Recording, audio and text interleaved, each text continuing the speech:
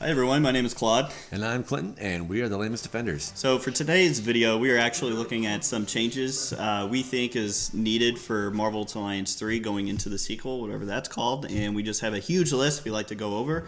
There's a bunch we have to talk about, so I think we're just going to jump into it. So let's do it. So the first thing that we would really like to see for, I guess, Marvel Alliance 4 that's changed over from Marvel Ultimate Alliance 3 is the ISO 8 system.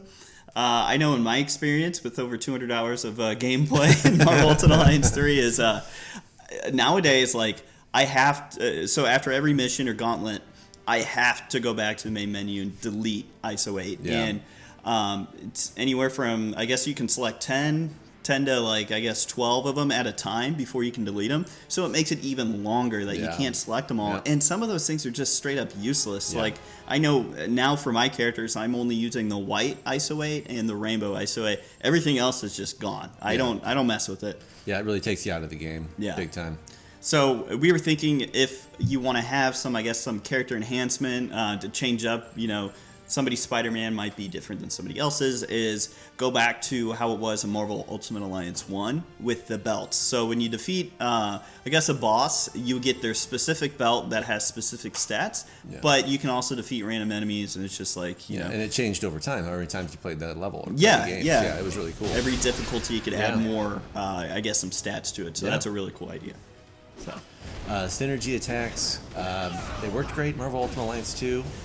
Not so much in this one, honestly. Like it just felt like it didn't flow that well. Right. For synergy attack. Yeah, because a lot of them were, sometimes it works, sometimes it doesn't, and sometimes your results may vary. Yeah. I know there's times where I'm trying to use a synergy attack, and I pick up, like, what are those rocks from the, I guess, negative zone or somewhere else, or if you're in a boss fight and you're at one of those long gauntlets, and then you lose because you couldn't do a synergy attack because you picked something off up from the ground.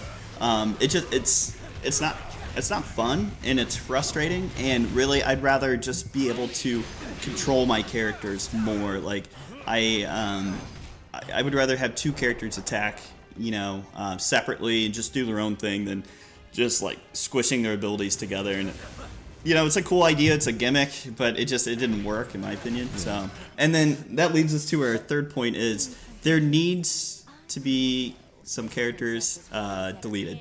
Yeah. So I guess it was like last July when the game came out, I was really harping on Elsa Bloodstone. I'm pretty sure, except that one guy that trolled me when I released that video, nobody else wants her. That was me. Yeah, it was his other account, and it was just like, why is she in the game? Like, she's not doing anything. I don't know if it was a call from Marvel that said that character is going to be into more MCU movies or be introduced or something, and they want her in more video games for more representation.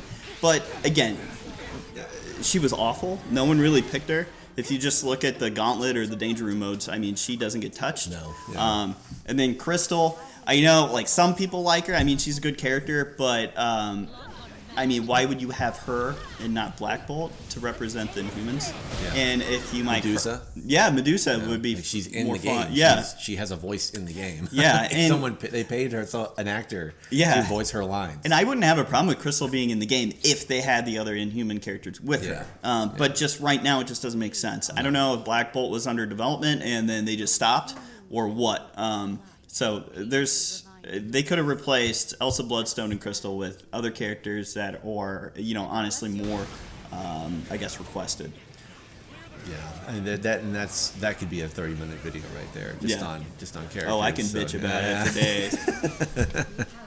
days. Speaking of the Danger Room and the Gauntlets, we like to rework the Danger Room a little bit, but leave the Gauntlet as is. Right. The Gauntlets are pretty fun. Like we both agree on that. Yeah, and they're honestly a good challenge. Like that very last one for the Fantastic Four DLC, you had to defeat, I think it's like 10 bosses, one after the other.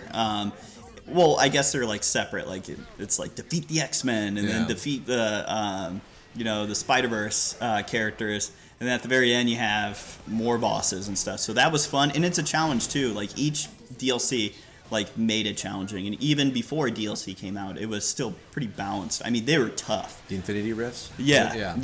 I actually enjoyed those too. Those were cool. I like that. Yeah, so it was the same kind of thing where they're basically the Danger Room or the Gauntlet mode was just Infinity Rifts back to back. And it made you really kind of develop your character and level them to handle that. But one thing that we would like to see reworked is the Danger Room. There's things where it's just not balanced very well. I think it was kind of a rushed development for it.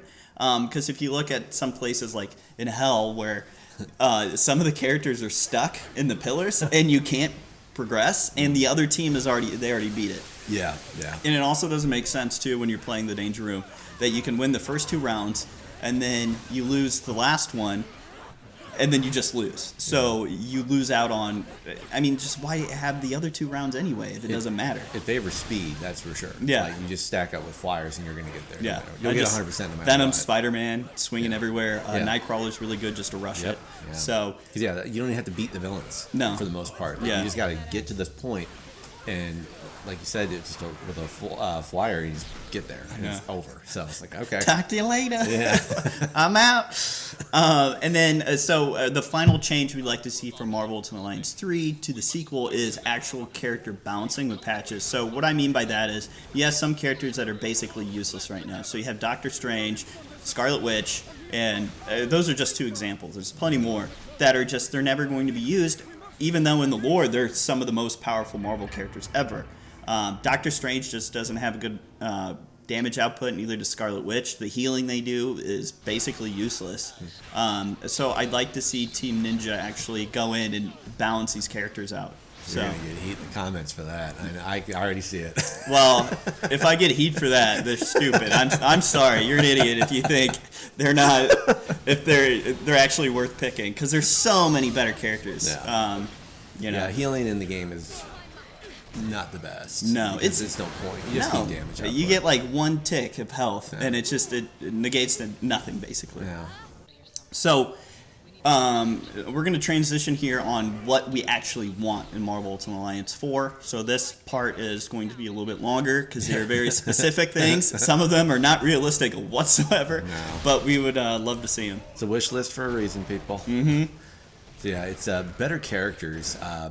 The roster was stacked. I mean, it was a very deep roster, which was very much appreciated. I give props to Team Ninja for that. Yeah. But there are some characters that we really wanted on there and we didn't get, so we're not happy about it. And that ties into delete some characters like Elsa Bloodstone, Crystal. Delete those guys, or you can still have them, but if we could have other characters instead, if the development could have went to characters we actually wanted, it'd be different. You know what would be kind of cool, actually, is if it has like a revolving roster. That would be a pain to program, I'm sure, but to develop. But that would be kind of neat. Like, this is this season, and you got to use these characters. Like, okay, for certain events and that stuff like that. Cool. So we have plenty of ideas for characters. I know we've talked about some of our wish lists, but we have a bunch more. So like Ant-Man, Vision, Nova, Winter Soldier, like just a lot of the big names that weren't in there. It's just like, why? Yeah, and they're in the game too. Medusa, Black Bolt. And then there's also characters that weren't whatsoever in the game. That includes She-Hulk, Carnage, Black Knight, Emma Frost, Kitty Pryde. Those characters needed to be in it. Maybe not Emma Frost. I mean, I'm gonna get heat for this one, I admit. But I mean, like, just honestly, like, what role would she play? Is she going to be the main tank? I know she can move things with her mind and stuff like that, but I just didn't ever understand the outcry for her to be a character. But I did understand when people would scream for Juggernaut, because he's just, in Marvel Ultimate Alliance 2, like, he kind of, it's the same role as Hulk. But he's just running. He's a Juggernaut, so he just does whatever he wants. And then the character that looked really cool in the Marvel Ultimate Alliance 3, like, in-game engine was Green Goblin. So I was pretty disappointed that he wasn't a character, but I get it. But come on, like, they have to add him in the sequel. So with that, the other thing for Marvel Ultimate Alliance 4 that's on our wish list is costumes, and more of them with specific stats. So if you want to get into what we mean by specific stats. In the first game, Marvel Ultimate Alliance 1, whenever you would unlock a new costume, it would say a classic or ultimate or something along those lines, shield, whatever, it would change the stats for your character. Like it would give you more health or give you more attack power, more defense, something along those lines. These costumes they look great. Like the new Guardians ones, I absolutely love. Yeah, They're they did a good job. great. But they don't do anything, which bums me out. Yeah. I definitely want something to happen from it, you know? Like I want there to have a reason for these costumes. Mm-hmm. And that's why they're so fun to unlock in the first place in the first game is, like, oh, I'm going to get the symbiote Spider-Man suit. I know it's going to have better attack damage. Maybe less defense abilities. Yeah. But it's still cool to have that option. And maybe a little faster. Yeah. Something like that. Yeah. And there was 4 costumes for each character. Yeah. And I know with higher graphic fidelity for, these consoles, it's really hard to actually get them to look good and everything like that. And it takes time, but, honestly, if we have all the time in the world, please add more costumes to it. Well, they take so much time just changing the character portraits when you switch the costumes. Right. I mean, that blew my mind when they did that. I didn't expect that. But, well, that's cool, but do something else. Right. So for the next thing is we would both like to see additional moves, more than 4, because right now, I mean, we keep going back to Marvel Ultimate Alliance 1 because really that is the standard for gameplay. Yeah. They did such a great job at that game. And they did have more than 4 moves. There's a lot of moves in the game that I'm sorry are basically useless. I don't think I'm not sorry. Yeah, he's not sorry. I won't apologize. I was trying to be nice. I'm not sorry whatsoever. But I really hate some moves. I mean, I use Spider-Man all the time. Yeah. It just feels like I'm only using 3 moves. The spider drone move, just honestly, I don't want to waste time because you're stuck in that animation for like a couple seconds. Yeah. I could be doing actual damage because that really just binds them up. I would like that move replaced with something else, and even if it's not an actual attack, maybe just a character buff where it can at least help the team. Yeah. Just something like that. Yeah, we brought it up when we first reviewed the game. Like they give you the option to remove powers. Yeah. And I don't understand that. I still don't get it because they never added to it. It's like if I view it kind of like a deck building card game. Like you'll want to make the best character you can, basically. Right. So why not give you the tools to do that? It wastes everybody's time. Yeah. Bunch of a-holes. So for we know this one is probably not going to happen anytime soon. But we would like a better frame rate. Especially with the later levels in the game and Doom Castle. It kind of just stops. Like there's so much stuff going on. Well, any Gauntlet mode. Yeah, Danger Room too. Danger Room, you already have. You're playing online most of the time if you want more rewards, and it's already laggy because it's Nintendo Switch. Yeah. So because they don't have a dedicated Ethernet port, which just drives me crazy. But whatever. That's another video. But it's just. I mean, they should know that certain characters like Phoenix, where she puts this big pool of fire, like that is obviously going to drain the Switch's, hardware capabilities. And then you have 3 other moves. Iceman's got smoky ice powers, and it's crazy that, they thought that was a good idea because that. I guess it's not a huge deal if you're just playing casually, but if you are trying to get through some of the gauntlets. That timer's still ticking down and the frame rate's complete garbage. So that's one of the big things. And then also another mode that I think it's never going to happen because we've already seen with Ninja, they aren't really doing character patches. But I would like to see a PvP mode just for something else. I'd really like to see my team against yours, or even if they want to limit that, maybe just 2-on-2. I think it'd just be fun. Yeah. But that would force Team Ninja, because anytime you have PvP, they have to be good about balancing the characters. Yeah. And honestly, in Marvel lore, I mean, it's not possible. I mean, some characters are just inherently better. You have Phoenix, and she's going against maybe. Moon Knight, Elsa Bloodstone or something. She's just going to obliterate him. But it's just something extra that would add to gameplay too. And I know it'd probably be a bigger headache for Team Ninja because people like me would be bitching on Twitter about it. So. And it all swings back around to this game not being exclusive on Nintendo Switch. I love taking MUA 3 on the go. It's great, but it's also it just can't handle this. Like it's a shame too, because the system also works Breath of the Wild from Zelda, and that's amazing. So it's the power's there. I feel like it's under the hood somewhere. They just gotta.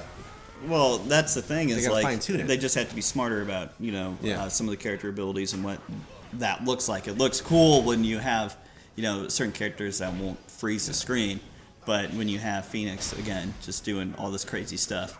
And if you want to see this problem, just take all 4 of your characters, go to a Gauntlet mission or a Danger Room, use all your ultimates at once, and just see how bad it gets. And pull out your stopwatch. Yeah, and if it is available on other consoles, which it will never happen because Nintendo is publishing this for the Switch specifically, but if the sequel is available on Xbox and PlayStation, it would just be awesome. I mean, honestly, I wouldn't play on the Switch. Like, I wouldn't either.